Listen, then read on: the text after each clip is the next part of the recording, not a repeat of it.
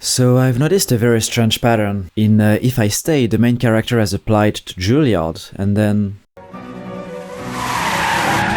Alright, and then in Nocturne, the sister of the main character has been accepted to Juilliard, and then... Okay, well, that's weird that it happened twice. In The Life of Chuck, we learn that this character has been attending Juilliard, but She enrolled at Juilliard, and they don't know yet that she dropped out. okay, and in the paper, this guy has definitely attended Juilliard, right? What would happen if we cried at Juilliard? But I made one small change to my piece. Turns out Juilliard's favorite son never went to Juilliard. And this raises the question, like, has anyone ever actually graduated from Juilliard? And this seemingly simple question led me down some f***ing rabbit hole, My, what a peculiar place to have a party. which I must say led me to places I didn't expect about Christianity and about women. About halfway through my first year at Juilliard, I realized that I just didn't love it. But basically the answer is no. No one ever graduated from Juilliard, and if they did, they are extremely obnoxious. Hi there. I'm Trent Oliver, actor, activist, and Juilliard graduate. This is what I'm calling the Juilliard Curse, and let's analyze the out of it. What are your qualifications? Well, I attended Juilliard. The first really striking pattern when you look at Juilliard is one, that the people who apply to Juilliard generally have an accident before they get in. Two, that the people who are currently at Juilliard will drop out for one reason or another. And they don't know yet that she dropped out. Who are Nancy, Paul, and Craig? Those are my classmates at Juilliard. Nathaniel Anthony Ayers enrolled in 1970, and he dropped out toward the end of his second year. And third, that the people who say they have done Juilliard have actually not done Juilliard, and they are saying they have done it for two reasons. Either just as a funny quip, Why am I supposed to care anyway? I went to Juilliard, Richter! Can't you just let me have this? or because they are legitimately just lying about it to try and look better than they are. That's the case of the guy in the paper, What would happen if we cried at Juilliard? but they actually borrowed the joke from the short movie Frankenstein's Monster Frankenstein. And that's how I got into Juilliard. That's when your father used to tell people he went to Juilliard. I sort of can't believe this. I mean, Juilliard was his entire identity. And look, I know what you're gonna say, like, all-nighter, this is pure selection bias. You're only taking examples where people don't graduate from Juilliard, but there are plenty of them. And one very famous example is Save the Last Dance, where the whole movie revolves around the main character getting accepted to Juilliard. I heard you got into Juilliard. That's like the hottest school on the planet, right? Yeah, it's pretty good.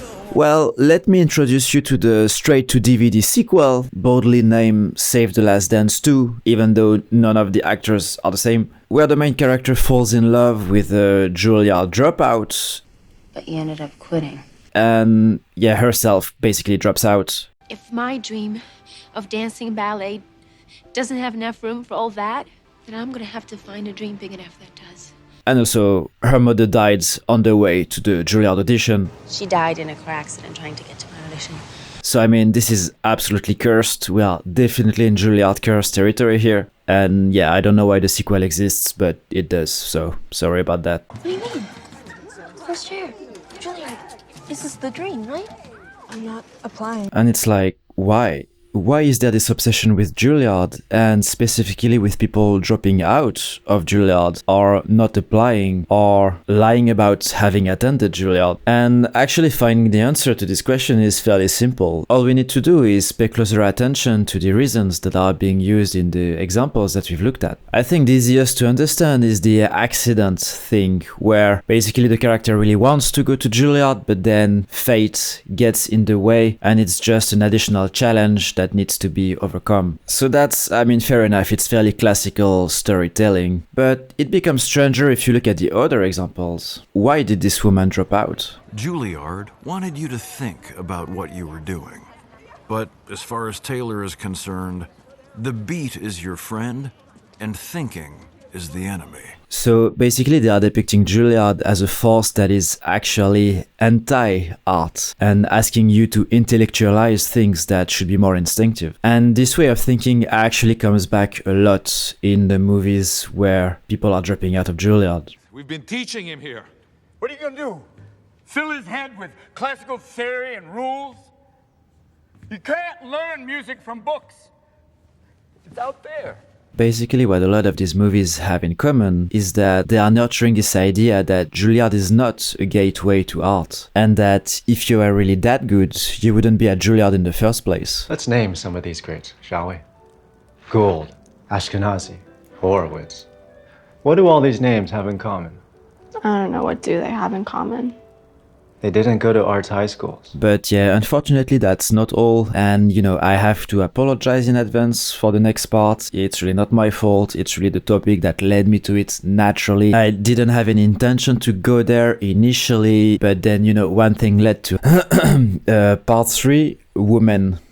Why? There is a very weirdly gendered thing going on here, where basically all the characters who drop out of Juilliard are women, and those who have the talent to go to Juilliard but refuse to go are women too.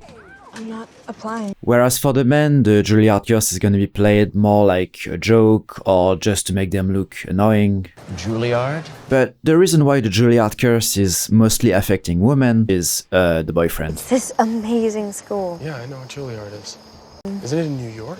And the subtext here obviously is that, Juilliard is not really serious, it's art. It's not engineering. So, playing the cello is like a cute thing that you can do for fun, of course. But you don't need to go to Juilliard, right? I mean, just marry your boyfriend, let him have the glory, and you on your side, I mean, sure, you can play the cello in your spare time, Even the mom is saying it.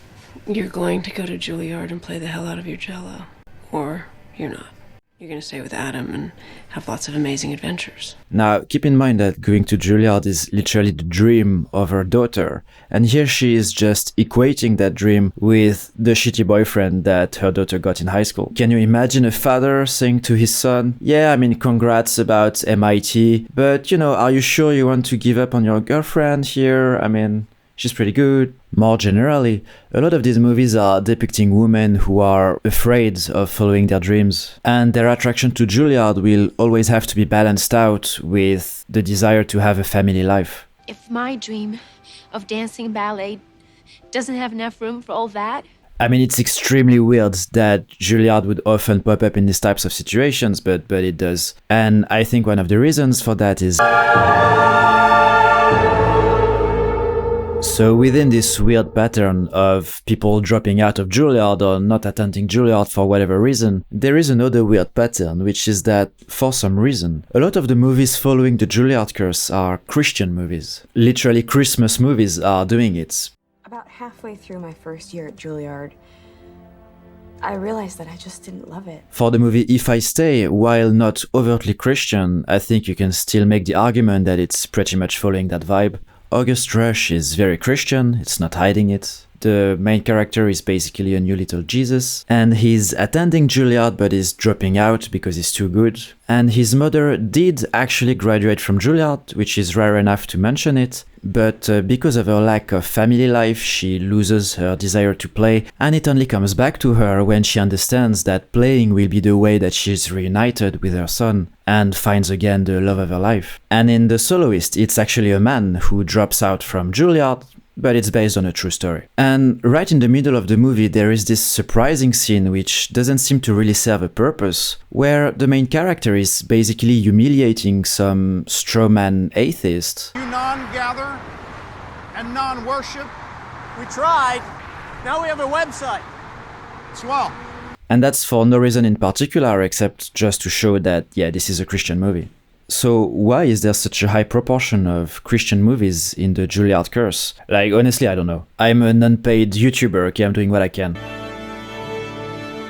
And funnily enough, this idea of characters dropping out to play real music is actually the perfect mirror to what tends to happen in real life, where people do graduate from Juilliard, but then they end up not doing any music. The one positive thing that I will say is that I do think that those movies explore an important question about what are you actually chasing when you want to go to Juilliard? Do you want to get to this school to practice the craft, or is it more of an ego thing? A lot of the Juilliard Curse revolves around characters basically making fun of Juilliard and of the people who try to exist through their Juilliard identity. And basically the message is, if you're going to Juilliard just to say that you've been to Juilliard, then don't do it. Where I do think that the Juilliard Curse really becomes weirder is when it starts to romanticize the dropping out. I get this idea that real art is learned in the streets, not in the school, that you need to feel the rhythm rather than learn it, but dropping out of Juilliard is deeply uncool for several reasons. First of all, learning is a real thing that actually exists, and I feel like Hollywood doesn't have much appreciation for that. Another thing that is never really mentioned in those Juilliard dropouts is the financial aspect. How much does it cost, by the way?